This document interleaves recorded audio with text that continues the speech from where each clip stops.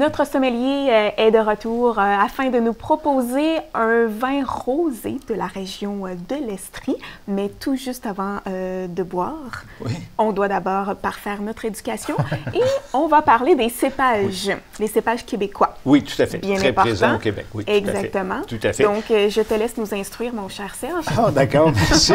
Merci.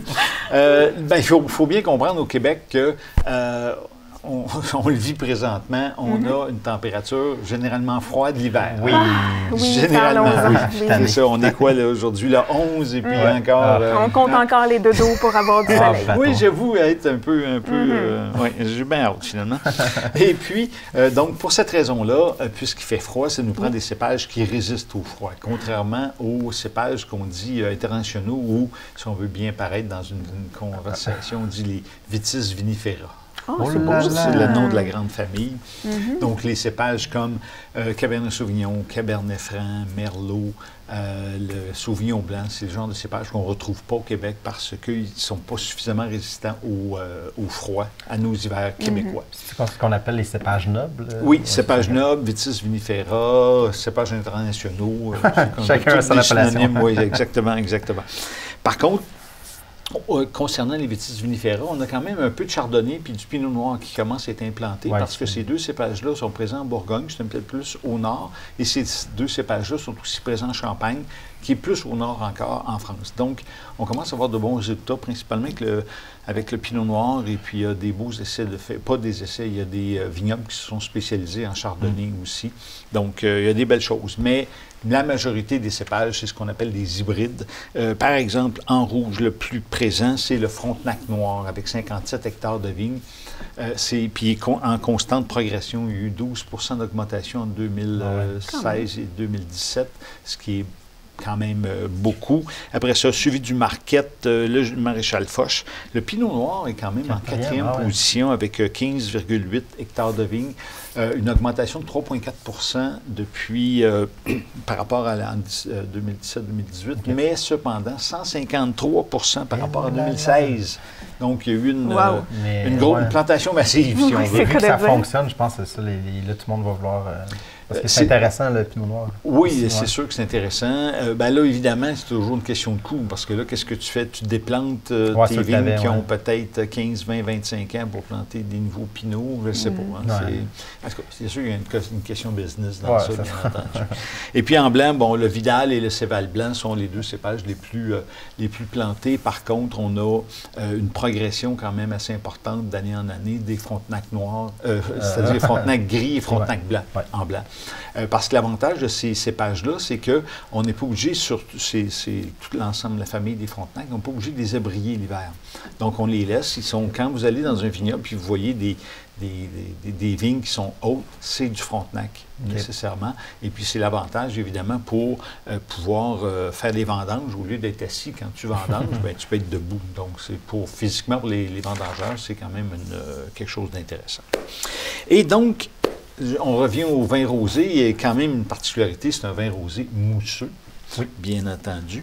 Et c'est la méthode traditionnelle qui est utilisée. Donc, la même de l'année dernière, la saison dernière, je parlais de champagne, on a dit que c'était un môme, c'est la même méthode qui est utilisée. Évidemment, l'échelle n'est pas la même. Là. On ne produit pas des millions de bouteilles par année, mais plutôt à peine quelques milliers de bouteilles par année. Quand même. Non, c'est ça. Et puis, donc, le vignoble s'appelle le Château de Cartes. Et pourquoi ce terme-là? Souvent, c'est la question qui est posée à Stéphane Desjardins, c'est-à-dire Annick Desjardins et Stéphane Lamarre. Le château, c'est toujours prestigieux. Il y a plein de châteaux en France. Il y en a des tonnes et des tonnes. Mais au Québec, c'est plus ça, c'était le clin d'œil. Mais aussi Château de Cartes parce que le vignoble, compte tenu de la température, des fois, d'une année à l'autre, ça peut être comme un château de cartes. Donc, tout peut s'écrouler éventuellement. Donc, d'où il y a un beau sens de l'humour, Stéphane.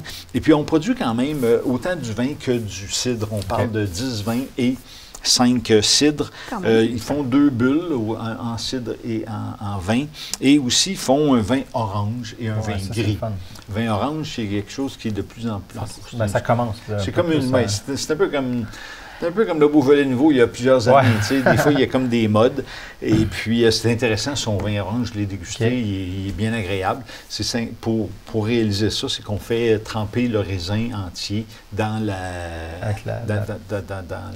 avec la peau. Tout ça, dans une cuve, ce qui va extraire une certaine couleur et ça va donner orange. Il faut cependant être bien...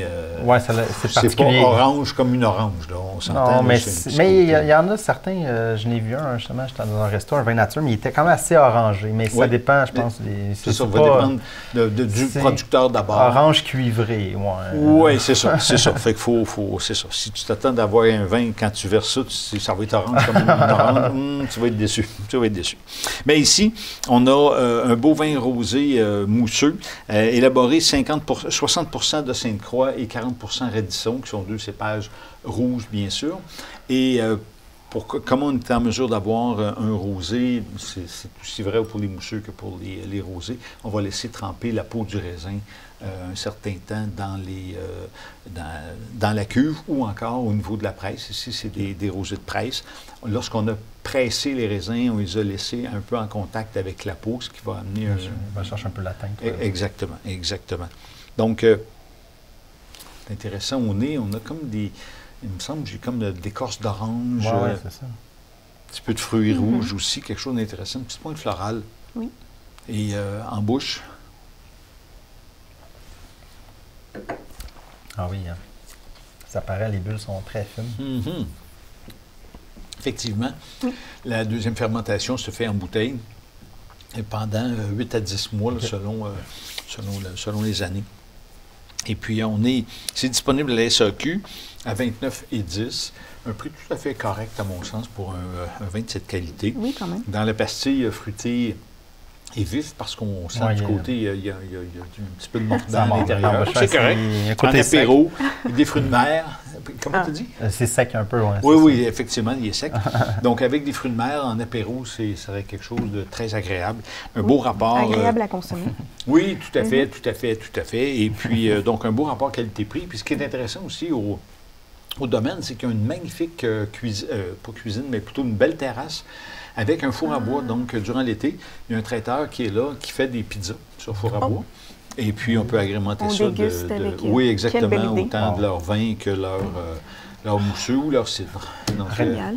Vraiment. La terrasse. Belle place. Oui, la terrasse, effectivement, moi aussi. C'est ça, exactement. Alors, on a plein d'idées en tête pour terminer la chronique. Plein de belles idées de choses à faire. Oui, absolument. Exactement. Aussi. Donc, on a été bien instruits, on a bien bu, puis en plus, on a une idée sortie pour cet été. Donc, voilà, moi, j'ai confiance dans 2-3 semaines. On va en avoir bien d'autres. Donc, merci Serge. On se retrouve dans 2 semaines. Merci beaucoup. Santé.